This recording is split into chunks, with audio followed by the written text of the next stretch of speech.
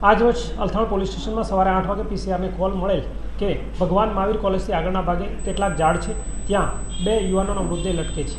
જેથી અલથાણ પોલીસ સ્ટેશનના ઇન્વેના કર્મચારીઓ જગ્યા પર પહોંચી યુવાનોને સ્થળ તપાસ ચકાસણી કરી તેમના ખિસ્સામાંથી તેમની ઓળખ મળતા એકનું નામ નરેન્દ્ર અને બીજાનું નામ પુષ્કર નામ ખુલેલું, જેની ઉંમર અનુક્રમે 27 અને 30 વર્ષના ખુલેલું.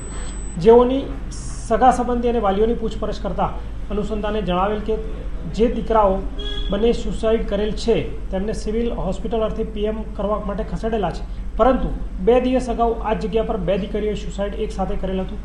તેમની સાથેનો પરિચય કે ગરોબો હોય તેવું વાતોવાતથી જાણવા મળેલ છે.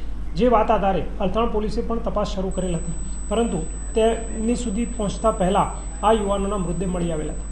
અત્યારે હાલ પીએમ ચાલુ છે અને આ દિશામાં તેમના શું કનેક્શન છે અથવા તેમને આવું પગલું શા માટે ભરવું પડ્યું તે પણ દિશામાં અલથાણ પોલીસ તપાસ કરી રહી છે.